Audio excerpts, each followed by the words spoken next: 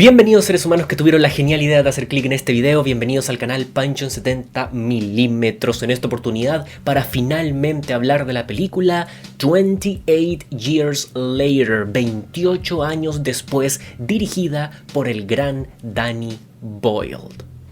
Para empezar, hay que decir, sin ningún tipo de dudas, que el apartado técnico de esta película es maravilloso.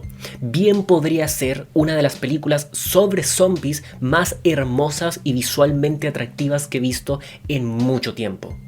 Y es que la dirección de Danny Boyle, la cinematografía, la banda sonora de John Fathers, el montaje, absolutamente todo converge para crear una experiencia absolutamente memorable, una experiencia que se siente particular y repleta de temple al mismo tiempo.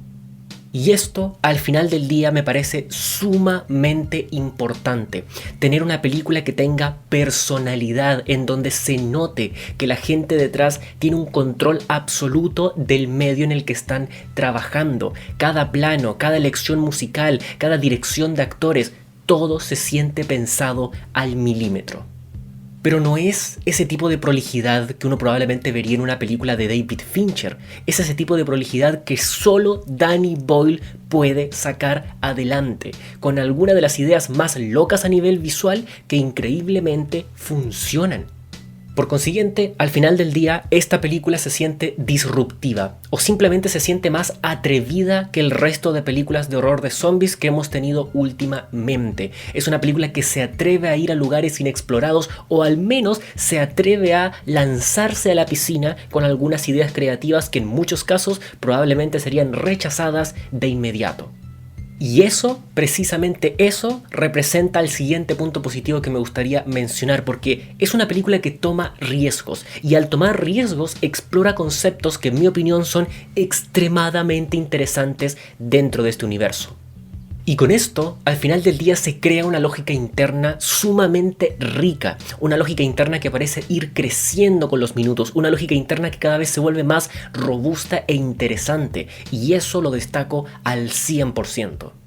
Por poner un ejemplo leve, hay un momento en donde una infectada se muestra embarazada y luego más encima eso tiene un remate que no voy a decir. Entonces, ver eso simplemente como idea a mí me pareció absolutamente brutal. El propio hecho de que los infectados hayan evolucionado con las décadas me parece increíble. Por eso mismo digo que la lógica interna es tan robusta, porque constantemente se añaden elementos que hacen de todo este universo más rico en detalle. Y al final del día eso se agradece al 100% frente a una producción hollywoodense, porque perfectamente podría haber sido simplemente entretenimiento, tensión y sangre, pero el libreto decide ir más allá. Ah sí, y antes de que se me olvide, si están esperando simplemente tensión, sangre y jumpscares, esta película igual lo tiene. Igual presenta sangre, igual presenta ciertos enfrentamientos, igual presenta zombies por todos lados y así sucesivamente. Es una película que cumple con eso, pero no se queda allí. Y el mejor ejemplo de esto es el siguiente punto, porque en mi opinión, todo lo que tiene que ver con el templo de los huesos, todo lo que tiene que ver con esa secuencia en particular, a mí me pareció maravilloso. La mejor parte de la película y en mi opinión de lo mejor que he visto de todo este 2025.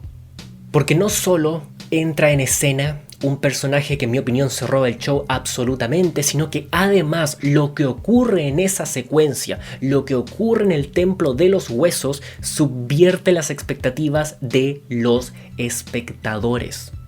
Porque uno, de fuera, perfectamente podría haber pensado que ese templo era algo maligno, que pertenecía a un culto, que iba a ser una gran secuencia de terror, y por el contrario lo que enseña es todo lo contrario. Probablemente es el momento más íntimo y sensible que he visto en una película de zombies en toda mi vida. Y que una película de zombies, o de infectados, como le quieran decir, proponga cosas así, se atreva a ir a esos lugares, se ponga más reflexiva, más dramática, a mí me pareció increíble. Ya solo por eso todo el visionado cobra mayor fuerza. Y por último, pero no menos importante, añadido todo lo anterior, el elenco por supuesto es muy sólido. Tenemos a Aaron Taylor Johnson, Jodie Comer, Alfie Williams, que es el muchachito que está fantástico, pero en particular hay una persona que se roba toda la película. Y ese es nada más ni nada menos que el gran Ralph Fiennes, en un personaje tan memorable, tan interesante, tan rico para explorar que es imposible quitarle los ojos de encima. No solo porque, como digo, el personaje es muy bueno, sino además porque el actor es un actorazo legendario de proporciones bíblicas. Cuando entra él a la historia, en mi opinión, toda la película mejora. Y ya que estamos hablando de una primera parte dentro de una supuesta trilogía nueva, estoy ansioso de ver qué es lo que van a hacer con ese personaje, porque en mi opinión tiene potencial para mucho más. Sin embargo, habiendo dicho todo eso, tenemos que entrar ahora a los puntos negativos o cuestionables de la experiencia, porque evidentemente esta no es una película perfecta. Para empezar, como ya dije, es una película que toma riesgos y en esos riesgos evidentemente hay facturas. No todas las decisiones creativas de esta película terminan funcionando, ya sea porque te toman por sorpresa y te descolocan o simplemente porque dentro de la experiencia se sienten simplemente raras. Y lo peor de esto es que gran parte de estas decisiones creativas perfectamente se podrían haber recortado de la experiencia y la película difícilmente se vería afectada.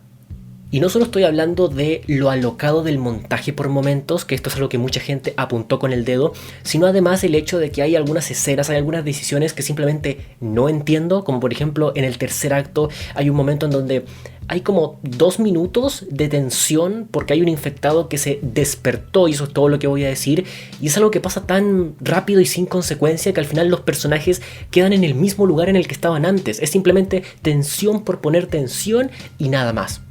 Así que, en resumen, es una película que por tomar riesgos esporádicamente falla, con escenas que no funcionan, escenas que se podrían haber recortado, ideas creativas que se sienten simplemente extrañas y así sucesivamente. Tal vez algunos detalles se podrían haber pensado mejor. Por otro lado, el segundo punto cuestionable o negativo que me gustaría mencionar es que para mí la estructura del relato, la estructura de la historia termina afectando el ritmo de la misma, por cómo está dividida la historia, por cuál es el objetivo principal del protagonista o de los protagonistas. Al final del día siento que hay secciones de la historia que son mucho menos interesantes que otras. Y en ese sentido, para hacer una película que con suerte dura 1 hora 50 aproximadamente, 1 hora 45, yo realmente sentí un poco el paso del metraje. No es una película aburrida, pero repito, hay momentos determinados en donde mi interés no estaba realmente en la película. Y esto, a su vez, conecta perfectamente con el último punto negativo que me gustaría mencionar, y es el hecho de que algunos personajes de la historia carecen completamente de profundización. Son personajes que tienen 1 o 2 características y nada más. Lo que provoca no solo esta carencia de interés que ya mencioné, sino además de que, por supuesto, algunos personajes se sientan mucho menos trascendentes que otros. Hay personajes de esta película que derechamente no me interesaron y no quería seguir viendo en pantalla. Y creo que hablando de los protagonistas, el que peor sale parado es el personaje de Aaron Taylor Johnson. Y yo entiendo que van a venir más películas, yo entiendo que estos personajes pueden seguir adelante en los próximos filmes, pero dentro de esta experiencia, el personaje del padre, en mi opinión, no fue muy atractivo. Por eso digo igualmente que esta película termina cayendo en algunas decisiones creativas cuestionables, porque dentro del libreto la historia decide irse por otros carriles que tal vez dejan ignorados a los propios personajes, otros carriles que tal vez perfectamente se podrían haber utilizado en el desarrollo de ciertas dinámicas, pero no lo hacen. Así que lo único que me queda por hacer es agradecer la presencia de Ralph Fiennes y su doctor, porque si no fuera por él, Santa Madre de Dios, probablemente me hubiese costado mucho más atravesar la experiencia.